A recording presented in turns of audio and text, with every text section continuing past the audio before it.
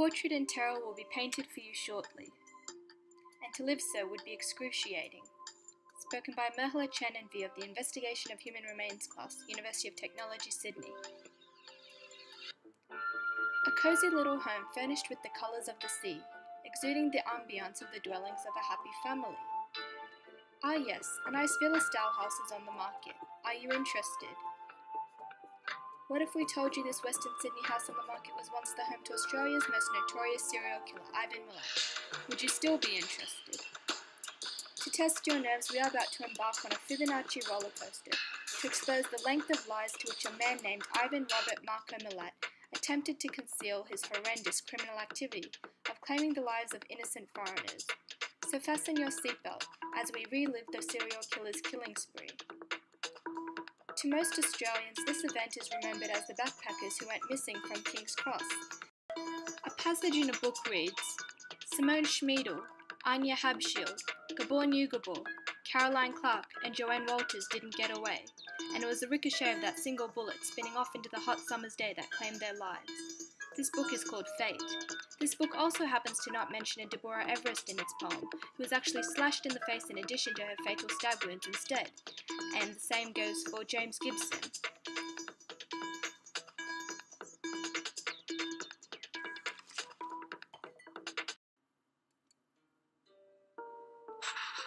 A distinction and similarity between the techniques by which each victim were either decapitated, shot, or stabbed repeatedly by being bound and gagged is highlighted in the medical report by Dr. Peter Rutgers, a forensic pathologist. He had been working with the New South Wales Institute of Forensic Medicine and conducted his post-mortem examination on all 7 victims named. The one that got away was Paul Onions, who gave a sworn testimony about being given a lift by a man who had introduced himself as Bill, threatened him at gunpoint, and shouted, "This is a robbery." Bill's claim to work at RTI in Liverpool was divorced, had parents of Yugoslav descent, and was on his way to visit a friend in Canberra. Luckily, during the line of fire, Mr. Onions were able to flag down Joanne Mary, who had picked up the hitchhiker on her way and escaped.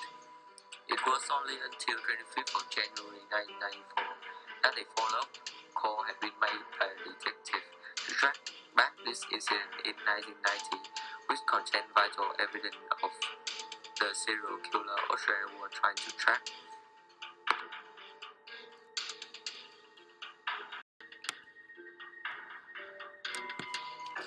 Paul Onion's description of the gunman's Merv Hughes-style moustache was enough to help the police prepare the original sketch of the probable suspect and the trial that was to ensue. This is an artist's impression of the Australian Ivan Milat in May 1994. Police resources were limited. Nevertheless, they did not give up hope and considered hiring a private investigator. By February to March, a detective Clive Small believed that Ivan Milat was the major suspect, but there was no hard evidence that linked him with the murders. What lurks behind the quaint, leafy green but rather eerie and exclusiveness of the Langlo State Forest must be the mysterious qualities that helped Milat to conceal his atrocities. This here is an image of the grave sites Milat created for his victims.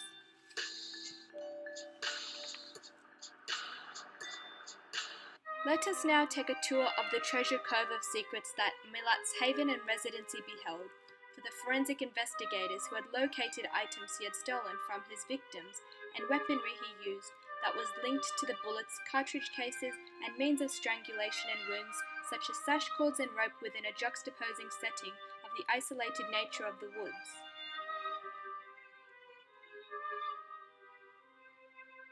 Significant items recovered by police investigators were a Select Fire 1022 technical manual, a blue nylon bag, and Simone Schmidl's Saliwa brand sleeping bag cover wrapped around a Val de Hogan brand tent with cords and pegs, and wrapped around the tent was a compactor mat headband identical to the band around Schmidl's skull at the burial site in the forest.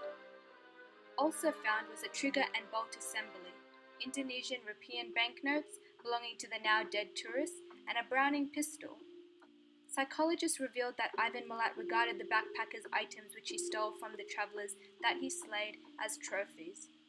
Such a possession was revealed to indicate his controlling and psychopathic persona and revealed his desire to overpower his prey as a serial killer. A collaboration of forensic experts and investigators believed that the group theory was highly possible due to the force required to handle 2 captives at a time and the different forms of weaponry found at the crime scene. Nevertheless, the evidence was overwhelming enough to convict Milat on all 7 counts of murder. A large knife and leather scabbard which was found in his house and under the seat of his car as a mobile death kit exemplifies the transfer of evidence between the various crime scenes involved and become part of the process of investigation. This part of the roof and wall cavities, police were able to uncover hundreds of items related to the horrors that took place. DNA is often used as an effective evidentiary source of identification. However, it was not possible to retrieve a substantial quality of the DNA from each victim, but rather, by DNA testing the victim's parents, there was a very strong indication that the victim's blood recovered from rope used for strangulation was a factor which helped to convict Milat. The media played a crucial role in depicting the notoriety of Ivan Milat's evil deeds, becoming almost as famous as a celebrity.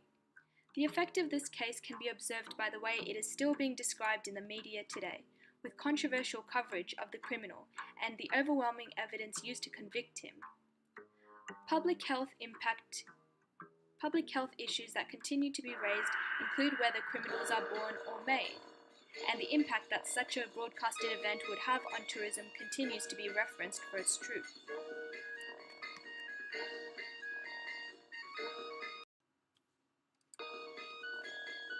Finally, Ivan Milat was arrested for the Paul Onions offence, which took place on the 22nd of May by more than 50 police officers that surrounded his home in Eaglevale. Many other family properties were searched, however. Detectives claimed that items of property belonging to the backpackers were discovered in his house that they had raided. And so began one of Australia's most controversial prosecution cases, with a large entourage of media that seemed joined in the process of ensuring Milat was found guilty.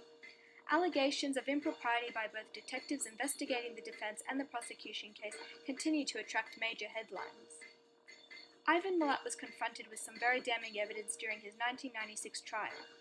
Forensic evidence revealed that Gabor and Caroline were shot by a Ruger 10-22 firearm, to which a certain Ruger bolt assembly was fitted. Ultimately, this was not disputed, and the Crown relied upon a subset of circumstances that the jury was entitled to regard as established evidence, and to prove that the appellant owned a Ruger 10-22. All of its metal components aside from the barrel, spring, and wooden stock were never recovered. A Browning pistol, magazine, and cartridges with a leather pouch and holster were located under the washing machine in Milat's laundry, a significant piece of evidence because it suggested a hurried attempt to hide it. Milat claimed it must have been planted, denying any knowledge of how it came to be in his house. Police had located a fired Winchester .22 caliber cartridge case inside a plastic bag, also containing a .45 and .32 caliber ammunition, with the bag located in a cardboard box on the bed in bedroom 4 of Milat's house.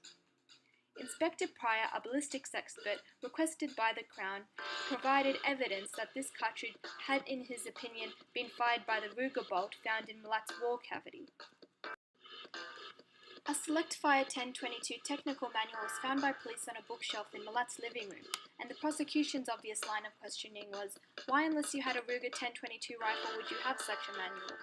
Milat's planting theory appeared to not be coherent when linked to the evidence that he had purchased a manual to convert a Ruger 10-22 into a fully automatic weapon. An important piece of evidence which the prosecution was able to coerce Milat into acknowledging was the comparison of the shirt material wrapped around the Anschutz bolt and the enlarged photograph of a piece of the shirt found in bedroom 4 that was taken by forensic police officers. The witness was unable to not admit that the 2 trial exhibits were identical, as the jury had made this observation as well. And thus was the guilty fate of Ivan Milat.